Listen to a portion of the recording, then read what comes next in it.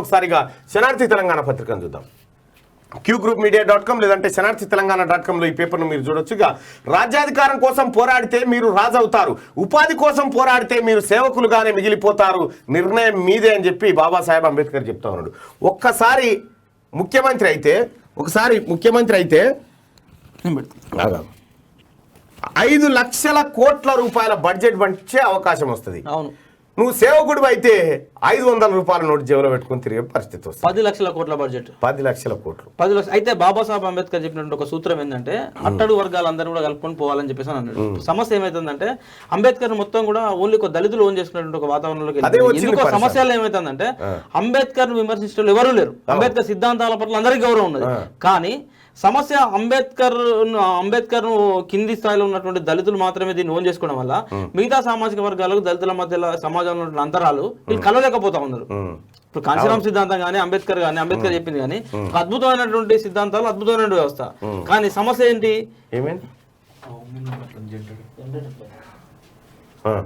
So కలవలేకపోతున్నారు కాబట్టి అది అంబేద్కర్ చెప్పినటువంటి కోర్టుకు ఇబ్బందిగా మారుతా ఉన్నది. So correct. మైహోమ్ కు శనార్థి సెగ. మేళ్ల చెరువు భూదాన భూముల్లో అక్రమ కట్టడాలపై కథనాన్ని ప్రచురించిన శనార్థి కథనంతో కదిలిన యంత్రాంగం. అక్రమ నిర్మాణాలను ఆపివేయాలని మైహోమ్ కు రెవెన్యూ పంచాయతీరాజ్ అధికారుల ఆదేశం. నిన్న మనం ఒక ప్రత్యేక కథనాన్ని శనార్థి తెలంగాణలో వేసినాం. వీడు భూదాన భూములు ఇంకొక పాస్బుక్ లేదు, పర్మిషన్ లేదు, వీడు భూదాన భూములు బుక్కుతున్నాడని చెప్పి మనం రాస్తే మైహోమ్ కు శనార్థి సెగ తగిలింది. సూర్యాపేట జిల్లా మేలచెరువు మండల కేంద్రంలోని సర్వే నెంబర్ 1057లోని భూదాన భూముల్లో మైహోమ్ నిర్మిస్తున్న అక్రమ కట్టడాలపై శుక్రవారం శనార్థిలో మైహోమ్ బరితెగింపు అనే శీర్షికతో ప్రచురించిన కథనంపై అధికారులు స్పందించారు. భూదాన భూముల్లో మైహోమ్ నిర్మిస్తున్న అక్రమ కట్టడాలను వెంటనే నిలిపివేయాలని రెవెన్యూ పంచాయతీరాజ్ అధికారులు ఆదేశించారు. గత కొన్ని సంవత్సరాలుగా 160 ఎకరాల భూదాన భూములను ఈయన ఎవరు మైహోమ్ రామేశ్వరరావు కబ్జా పెట్టిను. మైహోమ్ రామేశ్వరరావు కబ్జా పెడితే నిన్న మనం ఈ కథనాన్ని ఇచ్చినాం. ఇప్పటిదాకా నిజంగా మైహోమ్ రామేశ్వరరావు పైన ఎలాంటి చర్యలు తీసుకోవాలన్నా ఎక్కడి నుంచి రావాలి ఆదేశాలు? ప్రగతి భవన్ నుంచి రావాలి. ఇది నిన్న ఎగ్జాక్ట్గా అదే జరిగింది. శనార్థి తెలంగాణలో కథనం వచ్చిన తర్వాత ఇవి ఆపిపియండి అని చెప్పి ఆదేశాలు ఇస్తే వెంటనే అధికారులు పోయి అక్కడ కలిసిరు. మనం 2వ పేజీలోకి పోయి చూడొచ్చు. ఇదంతా మైహోమ్ కీర్తి సిమెంట్ పరిశ్రమలు ఆక్రమించిన విషయం తెలిసిందే. అయితే ఇటీవల మైహోమ్ సిమెంట్ సంస్థ ఎలాంటి అనుమతులు లేకుండా 113 ఎకరాల్లో కబ్జా చేసిన భూదాన్ భూముల్లో నిర్మాణాలు చేపట్టింది. దీనిపై శుక్రవారం శనార్థి తెలంగాణ బ్యానర్ కథనం ప్రచురించడం క్యూన్యూస్ లో వార్త ప్రసారం కావడం స్థానికంగా సంచలనం రేపింది. క్యూన్యూస్ ప్రసారాలు శనార్థి ప్రచురించిన కథనంపై స్థానికుల్లో చర్చకు దారితీసింది. దీంతో రంగంలో దిగిన అధికారులు శుక్రవారం మధ్యాహ్నం మైహోమ్ సిమెంట్ పరిశ్రమ కబ్జా పెట్టిన ప్రాంతానికి వెళ్లారు. సుమారు 113 ఎకరాల్లో నిర్మిస్తున్న కట్టడాలపై రెవెన్యూ పంచాయతీరాజ్ అధికారులు విచారణ చేపట్టారు. అయితే విచారణకు వెళ్లిన రెవెన్యూ పంచాయతీరాజ్ అధికారులను సెక్యూరిటీ సిబ్బంది తొలుత అడ్డగించారు. తర్వాత కొద్దిసేపటికి లోపలికి అనుమతించారు. అక్కడికి వెళ్లిన అధికారులు అక్రమంగా అనుమతులు లేకుండా నిర్మాణాలు చేపడుతున్నారని వివరాలు ఇవ్వాల్సిందిగా మైహోమ్ సంస్థను ఆదేశించారు. ఇక ముందు అనుమతి లేకుండా ఎటువంటి నిర్మాణాలు చేపట్టొద్దని, వెంటనే నిర్మాణ పనులు ఆపివేయాలన్నారు. గత కొన్నేళ్లుగా అక్రమ నిర్మాణాలను నిలిపివేయాలంటూ పెద్ద ఎత్తున గ్రామస్తులు ఫిర్యాదు చేసినట్లు అధికారులు వెల్లడించారు. ఈ నేపథ్యంలోనే పలుమార్లు వివరణ ఇవ్వాల్సిందిగా మైహోమ్ యాజమాన్యానికి నోటీసు ద్వారా తెలియజేసిన ఎలాంటి స్పందన లేకపోవడంతో శుక్రవారం క్షేత్రస్థాయి విచారణ చేపట్టి పనులు నిలిపివేయాల్సిందిగా ఆదేశించినట్టు వెల్లడించారు. 160 ఎకరాల భూదాన భూముల్లో చేపడుతున్న అక్రమ నిర్మాణాలపై పలుమార్లు గ్రామ సభలో చర్చించినట్టు పాలకవర్గం అక్రమ నిర్మాణాలను నిలిపివేసేందుకు చర్యలు తీసుకోవాలని తీర్మానం చేసినట్టు తెలిపారు. 100 ఎకరాల్లో నిర్మిస్తున్న అక్రమ కట్టడాలపై ప్రభుత్వం చర్యలకు ఉపక్రమించడం పట్ల స్థానికులు హర్షం వ్యక్తం చేస్తా ఉన్నారు. అయితే గతంలో చాలా రోజుల నుంచి ఈ ఘటన జరుగుతూ ఉన్న ఎన్నో వార్తలు వచ్చిన మీడియాను మేనేజ్ చేసుకుంటూ వచ్చిండు, పోలీసులను మేనేజ్ చేసుకుంటూ వచ్చిండు, అందరిని మేనేజ్ చేసుకుంటూ వచ్చిండు. శనార్థి తెలంగాణ ఉన్నట్టుగా కథనం రాయుడుతోటి ఇప్పుడు శకదలిగి ఈ భూదాన భూములు 166 ఎకరాల భూదాన భూములు మళ్ళీ ప్రజల చేతుల్లోకి రాబోతా ఉన్నాయి. ఎంత ఎగ్జాక్ట్లీ అంటే అందరికి ఒక డౌట్ ఉంటుంది. అసలు క్యూన్యూస్ జర్నలిస్ట్ ఎక్కడ కనబడదు, లోగో కనబడదు, శనార్థి తెలంగాణ విలేకరి ఎక్కడ బోర్డు పెట్టుకుని కనబడరు. కానీ శనార్థి తెలంగాణ క్యూన్యూస్ ఇచ్చేటువంటి వార్తలు మరి ఎక్కడ ఏ రిపోర్టర్లు ఉన్నటువంటి ఏ సంస్థకు ఎందుకు దొరకట్లేదు అన్నటువంటి ఒక అనుమానాలు చాలా మందిలో ఉన్నాయి. అసలు మీరు రిపోర్టర్ ఎక్కడ కనబడరు ఏందని పొలిటికల్ లీడర్ కూడా ప్రెస్ మీట్ పెట్టినప్పుడు అడుగుతూ ఉంటారు. విషయం ఏంటంటే ఈ రోజు వరకు కూడా అందరూ తెలియని రహస్యం ఏంటంటే క్యూన్యూస్కు శనార్థి తెలంగాణకు ఉన్నటువంటి జర్నలిస్టులు ఎవరు అంటే స్థానికంగా ప్రజలే. పబ్లిక్ ఇచ్చేటువంటి సమాచారంతో మేము దాన్ని మా ప్రతినిధిని పంపించేసి కన్ఫర్మ్ చేసుకున్న తర్వాత వార్తగా మారుస్తాం. అయితే పబ్లిక్ ఎప్పుడు సమాచారం ఇస్తారంటే వారికి మన మీద ఒక నమ్మకం కలగాలి, మన సంస్థ మీద ఒక నమ్మకం కలగాలి, మన సంస్థకు ఉన్నటువంటి క్రెడిబిలిటీ. సో వీళ్ళు మాత్రం వేయగలుగుతారు, బేరసారాలు చేయరు, ఉన్నట్టు ప్రజలకు చూపెట్టగలుగుతారు, ఈ సమాజం ముందు ఉంచగలుగుతారు ఒక విశ్వాసాన్ని క్యూన్యూస్ శనార్థి తెలంగాణ చూర ఉన్నది. కాబట్టి సో ప్రజలు ఇచ్చినటువంటి ఏమైంది ఏంది లైవ్ వస్తలేదా? వస్తుందిగా. ప్లీజ్ టాయిలెట్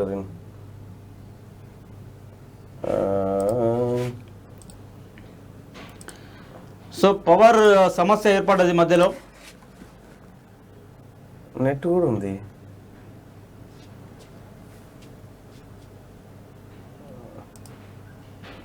ఒక్క నిమిషం బయలురా, ఎందుకంటే అవుతుందా? ఒక్క నిమిషం.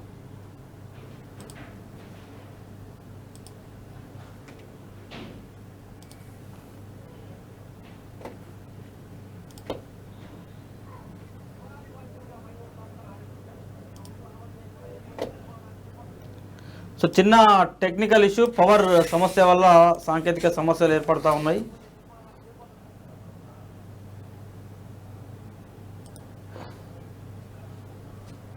వస్తలేదా?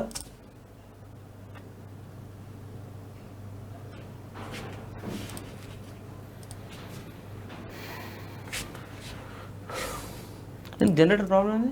జనరేటర్ కాదు, వచ్చినా మళ్ళీ సాయంత్రం పెట్టుకోవాలిగా. పవర్ వచ్చిందా? పవర్ జనరేటరా? పవర్ వచ్చింది.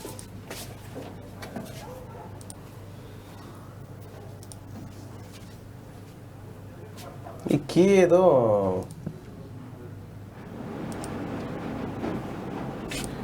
ఆయన రమ్మన్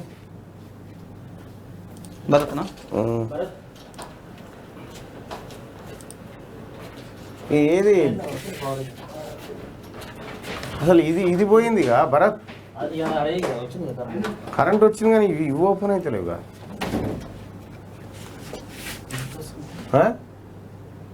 స్ట్రీమ్ కూడా వస్తలేదు. అది దేనికి స్ట్రీమ్ కావాలి? అది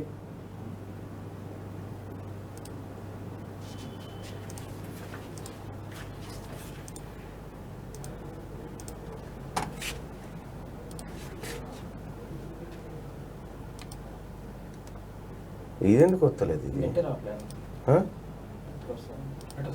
ఏది నెట్ ఎందుకు వస్తలేదు? ఇప్పుడు కనెక్ట్ అయినట్టు పవర్ లేదు.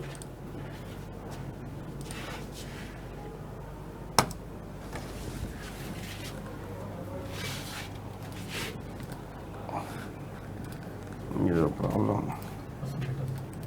నెట్ వస్తుంది కానీ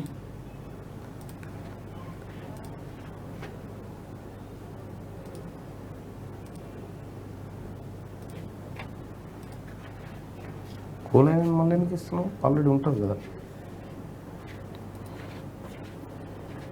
ఇదే షెడ్యూల్ తీసుకో. దీన్ని ఈ లింక్ వేసే.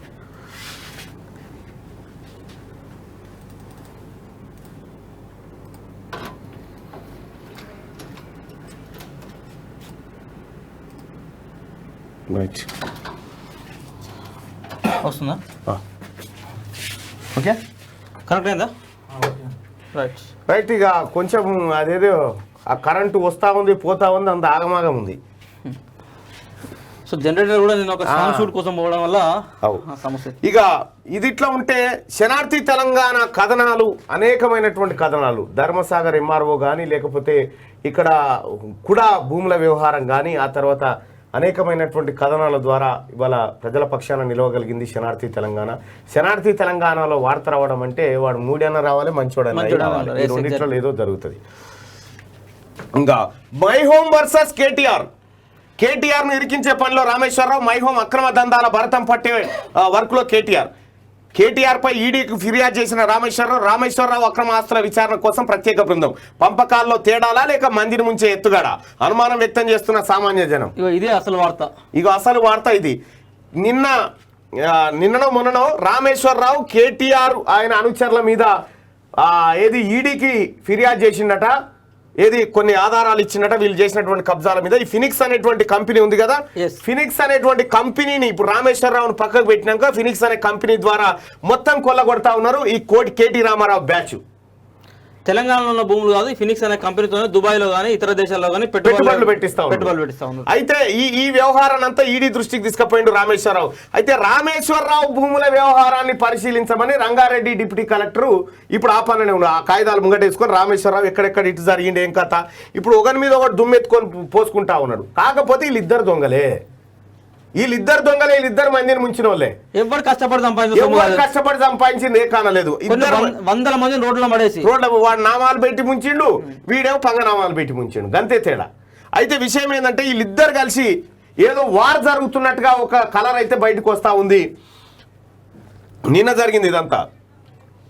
ఇప్పుడు ఈ మైహోం రామేశ్వరరావు భూముల దగ్గరికి అధికారులు పోయి ఆపేయిర్రి అని చెప్పగలటువంటి పరిస్థితి ఎందుకు వచ్చింది? ఇక్కడ ఈ వ్యవహారం జరుగుతుంది కాబట్టి, ఇక్కడ ఈ వ్యవహారం జరుగుతుంది కాబట్టి ఇక్కడ ఇది అంటుంది. కేసీఆర్ సావుకారి రామేశ్వరరావు, అబ్బో నువ్వు చదివి. సో కేసీఆర్ షావుకారి రామేశ్వరరావు కేసీఆర్ కుటుంబానికి మధ్య ఏర్పడిన గ్యాప్ మరింత పెరుగుతుంది. ఒకప్పుడు ఒకే గూడులోని చిలుకా గోరింకల వలె బ్రతికిన వీరిద్దరి బంధం ఇప్పుడు గూడు చెదిరిన పక్షుల వలె తయారైంది. ఇన్ని రోజులు దందాలు, పైరవీలు, విరాళాలు, కమిషన్లు, సెటిల్మెంట్ల రూపంలో పెద్ద దొర కేసీఆర్ కు వచ్చిన రొక్కానికి జూపల్లి రామేశ్వరరావు షావుకారిగా ఉండేటోడు. కేసీఆర్ కుటుంబానికి వచ్చే అతి ముఖ్యమైన ఆదాయ వనరుల సొమ్మంతా నామాలరావు దగ్గరే ఉండేది. కేసీఆర్ కు అవసరమైనప్పుడు రామేశ్వరరావు పైసలు ఇచ్చి ఆదుకునేటోడు. ఇద్దరు కుటుంబాలు వేరైనా పంచాయతీలు పైసల వ్యవహారాల్లో ఒకే మాట మీద ఉండేటోళ్ళు. జిమ్మెదారుగా చిన్నజీఆర్, ఇక రామేశ్వరరావు దగ్గర కేసీఆర్ పెట్టిన ఆస్తులకు సంబంధించి చిన్నజీఆరే జిమ్మెదారుగా ఉంటూ వచ్చారు. కేసీఆర్ రామేశ్వరరావుకు సంబంధించిన వ్యవహారాలన్నీ చిన్నజీఆర్ నోటీసులో ఉండేవి. వందల ఎకరాల భూములు వీళ్ళ గుప్పిట్లో ఉన్నాయి. రియల్ దందాలు, ప్రభుత్వం చేపట్టిన భారీ ప్రాజెక్టుల ద్వారా వచ్చిన సొమ్మంతా కేసీఆర్ పెద్ద సావుకారు రామేశ్వరరావు దగ్గరే దాచేటోడు. ఇలా కేసీఆర్ కేటీఆర్ చేసే వ్యవహారాలన్నీ దాదాపు రామేశ్వరరావుకు తెలిసే జరిగినవి. ప్రభుత్వానికి సంబంధించిన అతి కీలకమైన విషయాలు కూడా రామేశ్వరరావు దృష్టికి వచ్చాయి. దీంతో కేసీఆర్, చిన్నజీఆర్, రామేశ్వరరావు మధ్య బలమైన ఆర్థిక బంధం ఏర్పడింది. ఇక కేంద్ర ప్రభుత్వ నిఘా వర్గాలు కేసీఆర్ ఆయన కుటుంబ సభ్యుల మీద ఎలాంటి దాడులు చేయకుండా జూపల్లి రామేశ్వరరావు, చిన్నజీఆర్ కాపాడేవారు. ఇలా వీళ్ళ దందాలు 3 పువ్వులు 6 కాయల వలె విరాజిల్లింది. Jupally versus KTR war. అయితే కేసీఆర్ కుటుంబంతో అంతలా అన్యోన్యంగా ఉన్న రామేశ్వరరావు, చిన్నజీఆర్ కాలక్రమేణా బీజేపీకి దగ్గరైపోయారు. కొద్ది నెలల క్రితం ముచ్చింతలో చిన్నజీఆర్ తన నూతన ఆశ్రమంలో నిర్వహించిన శ్రీ రామానుజ సహస్రాబ్ది ఉత్సవ కార్యక్రమానికి ముఖ్యమంత్రి కేసీఆర్కు ఆహ్వానం పంపలేదు. ఈ కార్యక్రమానికి ప్రధాని నరేంద్ర మోడీ నేరుగా హాజరైన కేసీఆర్కి ఇన్విటేషన్ అందలేదు. ఈ క్రమంలో చిన్నజీఆర్, రామేశ్వరరావు ఇద్దరు కేసీఆర్ ఫ్యామిలీని దూరం పెడుతూ వస్తున్నారు. ఈ నేపథ్యంలోనే కేసీఆర్ కుటుంబానికి గ్యాప్ పెరిగింది. ఇన్ని రోజులు తమ పంచన ఉన్న రామేశ్వరరావు బీజేపీ పంచన చేరడంతో ఇక మీరు TV9 కథనాల్లో కొన్ని మార్పులు వస్తా ఉన్నాయి. చూడ్రి, ఈ మధ్య కాలంలో మార్పులు వస్తా ఉన్నాయి.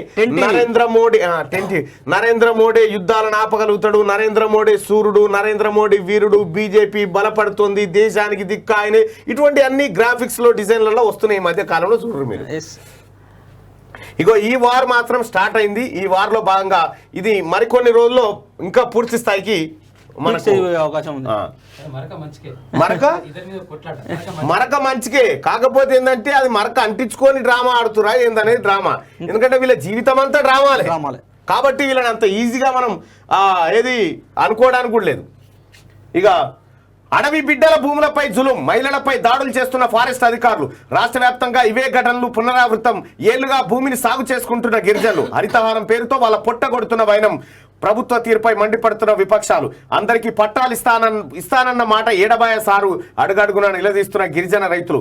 మహిళలు సైతం కాళ్ళ ఏళ్లా పడ్డా కనికరించని దుస్థితి. అయితే ఎందుకు చేస్తా ఉన్నాడు కేసీఆర్ ఇట్లా గిరిజనులను ఎందుకు బెదిరిస్తా ఉన్నాడు అంటే, నువ్వు కాముకుంటే ఏం చెప్తావు, నా భూమి సార్ 3 ఎకరాలు అంటావుగా, నిన్నే గుంజినట్టు చేస్తే నువ్వు ఇయ్యకపోయినా సరే సార్ మాకుండని అనే కాడికి ఉంటావు కాబట్టి ఈ కథ చేస్తున్నాడు. ఇప్పుడు ఎంతమంది అరెస్ట్ చేసి జైల్లో పెడుతున్నారు, ఆడ అప్డేట్ ఉన్నారు కదా, చిన్న పిల్లలు వాళ్ళ ఇళ్ళలో, స్కూల్ పిల్లలు, పసి పిల్లలు, వీళ్ళందరూ నాకు తెలిసి ఒక 150 మంది జైల్లో పంపిండు ఆల్రెడీ. దొంగ ఏక్ నంబర్ దొంగ కదా మన బాసాల పోచెట్టి. మన మీదకేమో పోలీసు వాళ్ళని తోలిండు. ఇక వీళ్ళు ఈడీ పంచాయతీలు, ఈ పంచాయతీల కాడ వీళ్ళు ఉన్నారు. మనం ఏం ఆలోచించొద్దు ఇక ప్రజలం ఏమని ఉంటే కేసీఆర్ రామేశ్వరరావు పంచాయతీ అయిందట కదా వీటికానే ఉండాలి. వైఎస్ విజయమ్మ కంట నీరు పెట్టింది కంట నీరు పెట్టిందట కదా. జూబ్లీహిల్స్ కేసు ఏమైపోయే ఈ టెట్టు ఎటు పోయింది కథ ఎటు పోయింది నోటిఫికేషన్లు ఎటు పోయినాయి ఉద్యోగాలు ఏమైపోయినాయి ఉపాధ్యాయుల సమస్యలు ఏమైపోయినాయి ఏం లేదు. 1 తారీఖు జీతాలు లేవు. ఖాళీ సీసాల మీద ఖాళీ సీసాలు కొంటాం బీరు సీసాలు కొంటాం అని ఎర్రబల్ దయాకర్ రావు చెప్పిన సూత్రం ఉందిగా. ఎన్ని సంపాదించాలా మీ ఊళ్ళో మొగోడు ఒకడేమో పాండు 12 గంటలకు 3 పిల్లల పంచాయతీ చెప్తాం అంటుండే. ఏం చెప్పాలి చెప్పు పాండు 12 గంటలకు రాత్రి 12 గంటలకు 3 పిల్లల పంచాయతీ చెప్తాడట ఆర్మూర్ పాండు పోయి. ఇట్లా తయారైపోయారు వీళ్ళంతా. పాండు ఏందా ఈ గాండు మాటలు.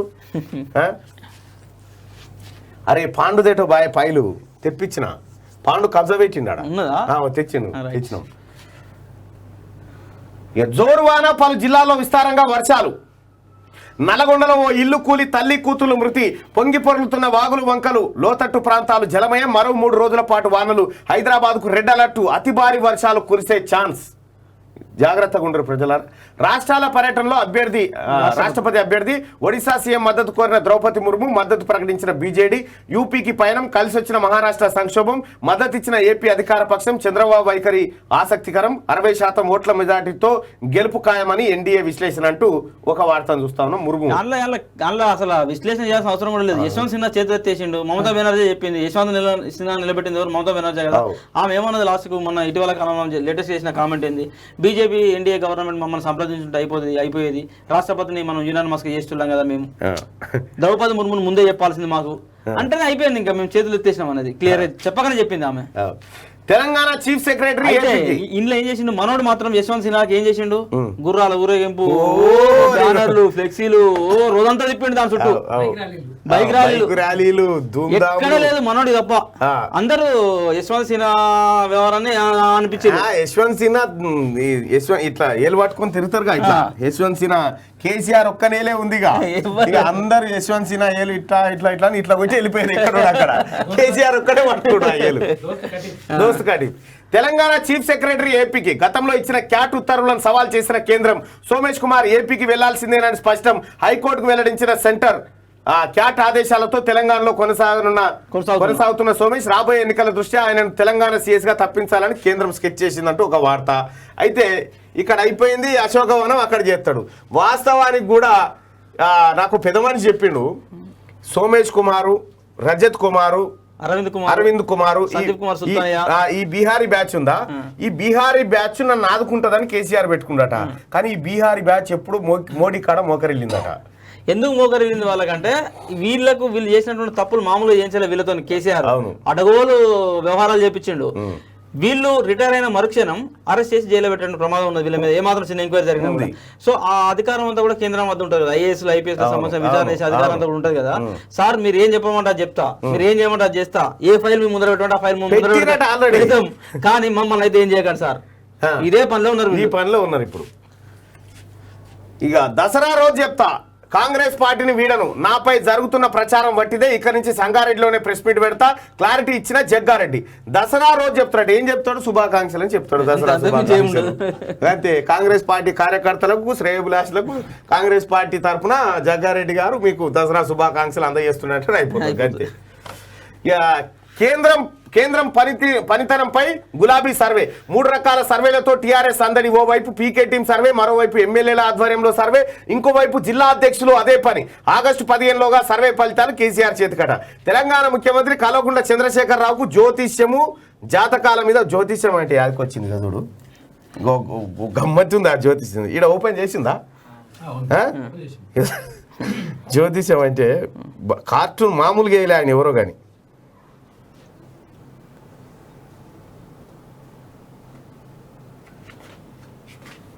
ఏదో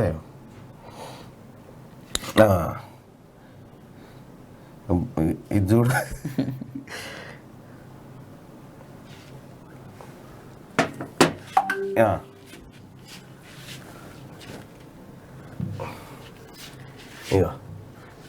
బదిలీలు, ప్రమోషన్లు ఎప్పుడు అని జవాబు లేని ప్రశ్న అడిగి సిలుక ప్రాణాలు తీసావు కదయ్యా. సిలుక చచ్చిపోయిందట. అవి ఉన్నాయి అడిగాల్సిందే ఈ జవాబు లేని ప్రశ్నలు అడిగిండట. బదిలీలు ప్రమోషన్లు ఎప్పుడని జవాబు లేని ప్రశ్న అడిగి సిలిక ప్రాణాలు తీసావు కదా చెప్పాగో సిలిక చచ్చిపోయింది. మన రాష్ట్రంలో సిలికల పరిస్థితి గిట్లుంటది అన్నట్టు. జ్యోతిష్యాలను ఆ తర్వాత వీటినే నమ్ముకొని కేసీఆర్కు ఎవడు భయపడేటోనికి మాత్రమే ఇవన్నీ పట్టింపులు ఉంటాయి. ఎగ్జాక్ట్లీ ఏమవుతుందో ఈ మూల బాగాలేదట, ఇది ఇటు పెట్ట అన్నట ఏమనుకుంటుంది, పిరికి అనుకుంటుంది. నా అంత ధైర్యవంతుడు, నా అంత సిపాయి లేడు, భూకంపం పుట్టిస్తానంటే భూకంపం లేదు, ఏం లేదు. ఏమంతుంది కేసీఆర్ చేసే పని అంతా వట్టి పిరికోడు కదా కేసీఆర్. నువ్వు కుక్క గట్టి వరిస్తే అటేం కలబోడు, మళ్ళా కుక్క పాము దిక్కు అటు ఊ అని అటు మరకు దిక్కు కొరితే అటు దిక్కుపోడిగా అటు దిక్కు ఇటు చూద్దాం పారా సెలికి చేను దాకా వచ్చి సరిపోతాడు అన్నాడు. గడ్డి పోయించోడు ఈయన మర్రేస్తాడు, ఈయన తవ్వుతాడు. పోడు రైతులకు పట్టాలు ఇవ్వాలి, రెవెన్యూ సదస్సులోనే గిరిజనులకు పట్టాలు అందించాలి, కేసీఆర్ ఇచ్చిన హామీలనే అమలు చేయమని కోరుతున్నాం. పోడు సమస్యలపై సీఎం కేసీఆర్ కు సంజయ్ బహిరంగ లేఖ. పోడు రైతులకు పట్టాలు ఇవ్వాలి, ఆల్రెడీ ఉన్నాయి పట్టాలు, ఉన్నాటిని గుంజుకున్నాడు. ఇది ఇంకో రెవెన్యూ సదస్సులను 3 రోజులు పెట్టింది కదా ఇప్పుడు కేసీఆర్. ఆ 3 రోజులు పెట్టింది అత్యంత దురదృష్టకరం. అది ఎమ్మెల్యే చేతికి పవర్ ఇచ్చిండు. ఎమ్మెల్యేలు పోవాలా, అధికారులను కూర్చొని పెట్టాలా, రైతులకు సంబంధించిన ప్రతి దరఖాస్తు తీసుకోవాలా, దరఖాస్తుకు రసీదు ఇవ్వాలి, నీకు రసీదు ఇచ్చి సమస్యలు వీలైతే అక్కడ ఎక్కడ పరిష్కరించాలి. ఇప్పుడు సమస్య ఏంటంటే బి కేటగిరీలో పెట్టినటువంటి సమస్యలన్నీ సరే నీకు నాకు గెట్టు పంచాయతీ ఉన్నది, గెట్టు పంచాయతీ నువ్వు ఆబ్జెక్షన్ చేసినా నేను ఆబ్జెక్షన్ చేసినప్పుడు వాడు దాని ఏదో బీల్నో గీల్నో పెట్టేసి సి కేటగిరీలో పెట్టిండు. ఇప్పుడు నువ్వు దరఖాస్తు ఇస్తావు, నేను దరఖాస్తు ఇస్తా, మన ఇద్దరి మధ్యలో భూమి సమస్య ఉన్నది. ఎవరికి ఇస్తా మన దరఖాస్తు? ఎమ్మెల్యేకి ఇచ్చినాక ఎమ్మెల్యే ఏం చేస్తాడు, 10 లక్షల 5 లక్షల భూముల జోలి ఓర్వాలిగా ఒక 5 కోట్లు 2 కోట్లు 3 కోట్ల ఎకరం భూమి ఉంటుంది కదా, నీ పంచాయతీ పెడతారు. అరే మళ్ళా ఇంటర్ లీడర్ రాబాయ్ తీర్మానం మళ్ళీ అసలు ఇంటర్ లీడర్ రాబాయ్ అని చెప్పేసి నీకు చెప్తాడు. నాకేం చెప్తాడు, నాకే నీ పేరు చెప్తాడు. నీకేం చెప్తాడు, ఏ రజని ఏం చెప్పిన అంతా కాని ముచ్చట కానీ నీకు అది 2 కోట్లు ఉన్నది కదా, ఒక 20 లక్షలు 30 లక్షలు నేను కింద మీద పడి పలానా రాజిరెడ్డి అంటే అన్నాడు, ఆయన చూసుకుంటే అంతా నువ్వు గెలవలేవా నువ్వు చేయలేవా అని చెప్పేసి 20 లక్షలు 30 లక్షలు నీ చేతిలో పెట్టి నేను పంపించేసి చిన్న నీతో ఒక కాగితం రాయించుకుంటాడు. చిన్న నీ దగ్గరికి వచ్చి ఏం చేస్తాడు, అసలు నువ్వు నీతో అవుతుందా మళ్ళా నువ్వు ఏం చేస్తావు పోరాటం, ఇప్పటికి తిరిగి 3 ఏళ్ళు 4 ఏళ్ళు అవుతుంది, అయితే చెప్పు 3 4 ఏళ్ళు అవుతుంది, నీ బిడ్డ పెళ్లికి ఉన్నది, కొడుకు చదువుకున్నది, ఇంకేనడు చెబుతుంది ఈ పంచాయతీ ఎన్నడుకున్నా కాకపోదు అని చెప్పేసి నీకు కౌన్సిలింగ్ చేసి నీకు 20 లక్షలు పెట్టేసి నీ చేతిలో పెట్టేసి నీతో కాగితం రాసుకుంటాడు. మీ ఇద్దరితో సంతకాలు పెట్టించుకొని ఎంఆర్ఓ దగ్గర ఇప్పుడు వాళ్ళ భూములు కొట్టేసే కుట్ర. ఇది రెవెన్యూ సమస్యల కథ. ఇప్పటికి వాళ్ళ సమస్యలు అట్లే ఉన్నాయి. వాళ్ళే అమర్నాథ్ మొత్తం ధరణినే రద్దు చేయాలి, ధరణిని రద్దు చేయాలని 7200 డిమాండ్ చేస్తుంది. అమర్నాథ్లో వరద విలయం, కొట్టుకుపోయిన యాత్రికుల గుడారాలు, 13 మంది మృతి, 40 మంది గల్లంతు, మృతుల సంఖ్య పెరిగే అవకాశం, విరిగిపడిన కొండ చర్యలు, మట్టిలో కూరుకుపోయిన భక్తులు. ప్రధాని మోడీ తీవ్ర విచారం వ్యక్తం చేసినట. ఏది అమర్నాథ్ యాత్రకు సంబంధించినటువంటి వార్త. ఇక ఒకసారి పెద్దపల్లి రాజన్న రాసింది, ఒకసారి చూద్దాం. ఓ మనిషి మానవత్వాన్ని మర్చిపోయి ఇంకా ఎంతకాలం జీవిస్తావు, కుళ్ళు కుతంత్రాలతో ఆఖరికి ఏం సాధిస్తావు, అబద్ధాల మాటలతో గద్దెనెక్కి ఇంకా ఎన్ని రోజులు పూటలు ఎల్లదిస్తావు. ఎంతో మందికి సేవ చేసుకునే అవకాశం వచ్చినా ఆ అదృష్టాన్ని పెడచెవిన పెట్టి నీ స్వంత లాభాల కోసం కాలాన్ని వృధా చేయబడితివి. అందరూ మనుషులే అన్న నిజాన్ని మర్చిపోయి ఎన్నడూ చూడని రాజకీయాన్ని ఏర్పాటు చేస్తేవి. తరతరాలు తిన్నా తరగనంత ఆస్తి కూడబెట్టి తెగ సంబరపడిపోతివి. ఎంతమంది పొట్టగొట్టి వెనకేసుకున్నావో తిరిగి చూసుకున్నావా? పుట్టెడు కన్నీళ్లతో కొందరు కడుపులు కట్టుకొని పన్నులు చెల్లించిన నిరుపేదలు, అర్ధాకలతో కొందరు, పురుగులన్నంతో కడుపులు నింపుకుంటున్న విద్యార్థులు, ముంపు బాధితుల ఆర్తనాదాలు, అన్నదాతల భావోద్వేగాలు, అన్ని రంగాలను ఆగం పట్టించిన నీ 8 ఏళ్ల పాలన గురించి రాయాలన్నా 70-80 వేల పుస్తకాలు రాసినా సరిపోవేమో. అద్భుతంగా రాసిండు రాజన్న. కరెక్ట్. నిడుతా ఉన్నాయి జోరు వాన. గులాబీ సర్వే, పోడు రైతులు, మైహోంకు సెగ.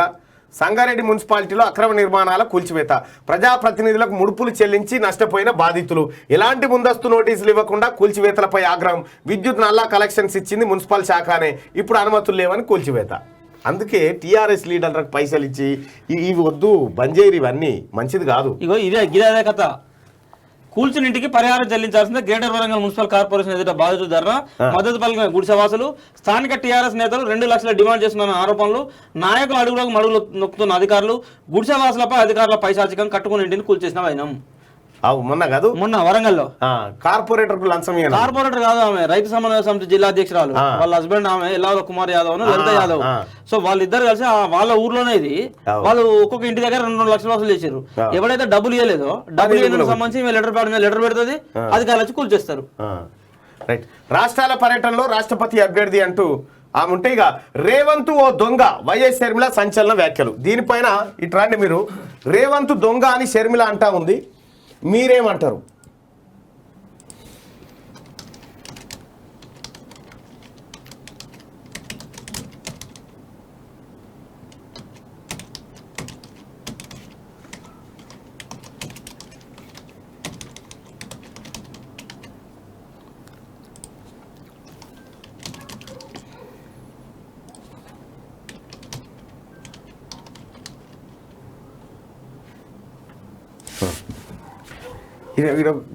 ఈ ఫోన్లో గమ్మత్తు ఉంటుంది. ఈ ఫోన్ ఎందుకు కంఫర్ట్ ఉంటుంది మీకు? అట్లుంటేనే నువ్వు ఉంటేనే కంఫర్ట్. అప్పుడప్పుడు ఆ దర్శనానికి ఏమైతుందంటే వైరు తోకి ఇట్లా తిరుగుతుంటుంది అన్నట్టు, అందుకోసం ఆయన దింప. ఇప్పుడు మనం ఫ్రీగా మూవ్ కావచ్చు కదా ఇది పెట్టిన తర్వాత.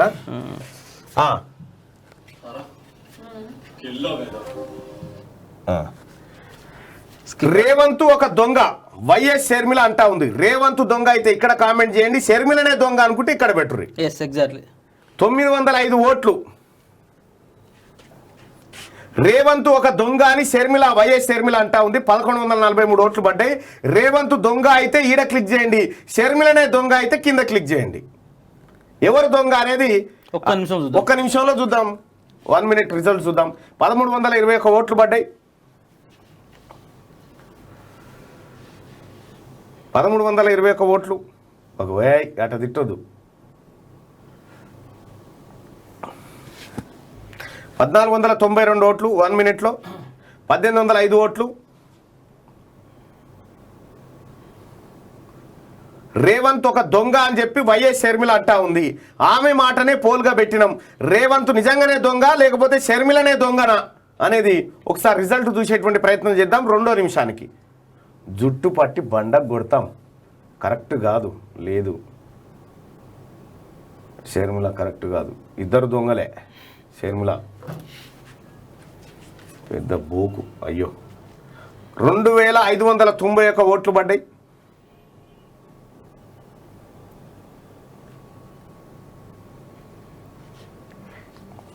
కేసీఆర్ ఇది ఆసక్తిగా చూస్తాడు ఇప్పుడు.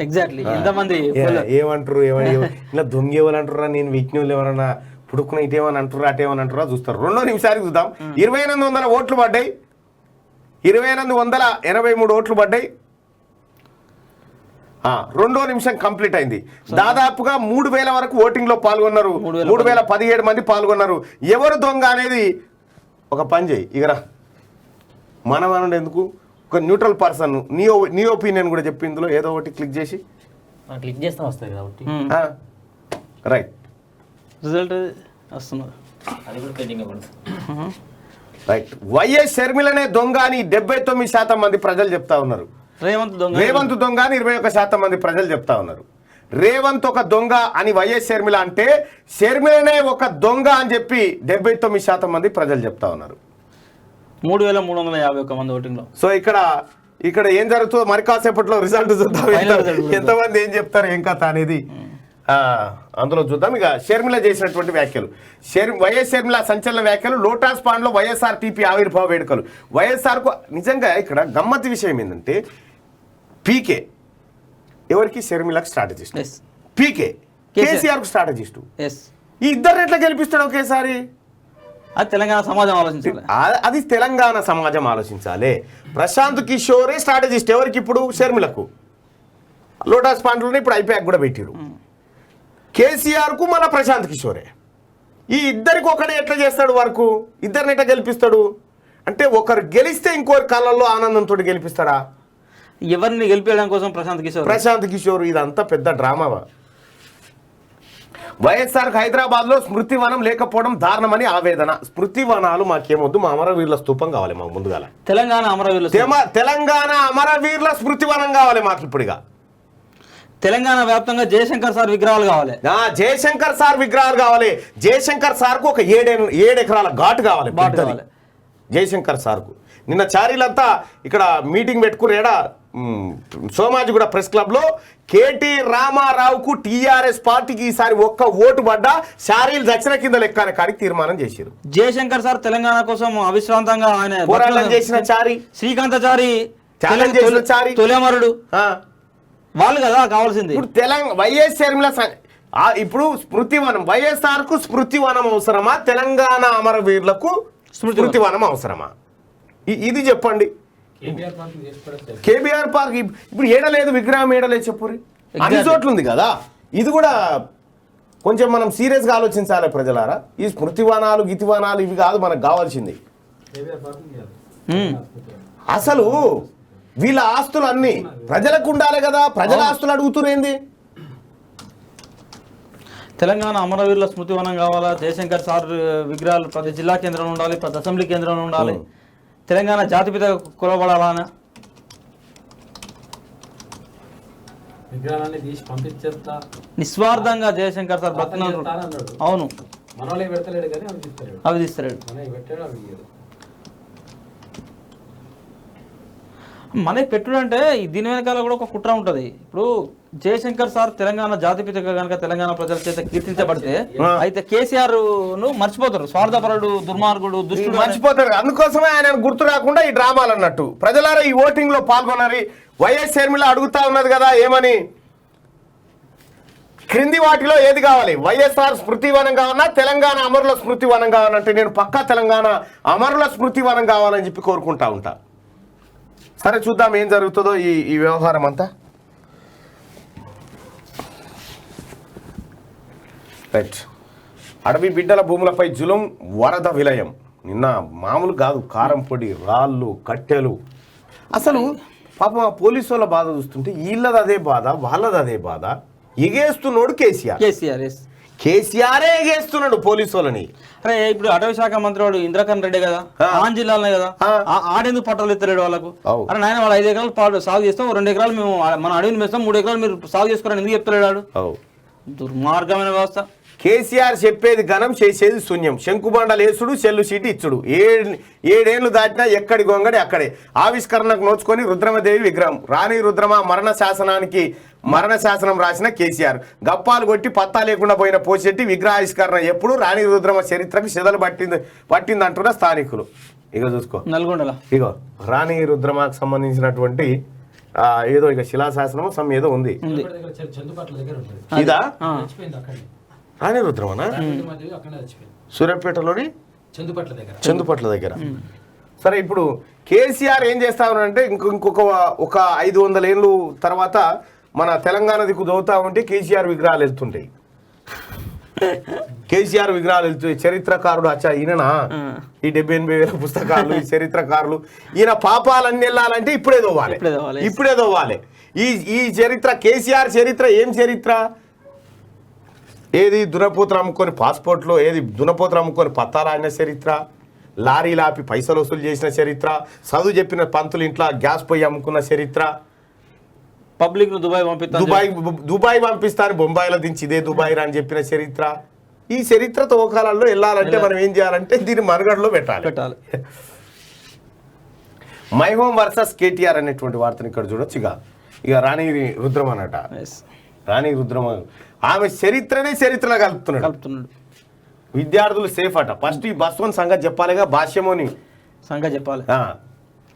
రంగమార్తాండ లోగో వచ్చేసింది. Next month movie release. Cleavage అందాలు, 100 కోట్ల బడ్జెట్, ధనుష్ కాస్ట్లీ పిక్చర్.